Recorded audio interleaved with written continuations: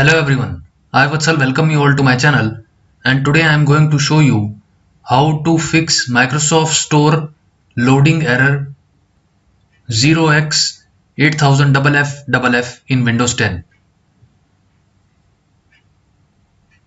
So just go to the search bar and type services.msc. Just click on this search result services. Now just click on this service, background intelligent transfer service. Right click over it and click on the properties. Now just change the startup type from manual to automatic. Click on the apply button and click on the OK button. Now search for Windows Update Service.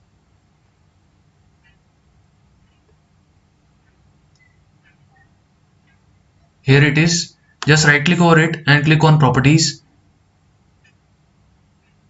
So if the service is running, just click on stop button first and then change the startup type from manual to automatic.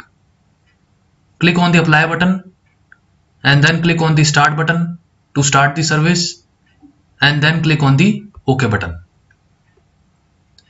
Now close this and go to the search bar again and type apps and features. Yeah, here it is.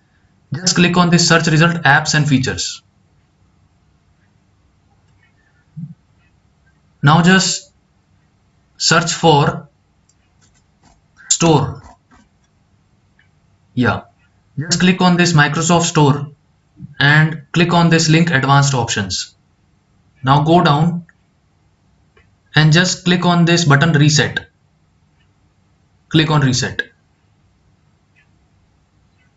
So this will reset the Microsoft Store app. After this, just close this window and just restart your system. And this will fix your issue. So this is how you can fix the Microsoft Store loading error 0x8000FF in Windows 10.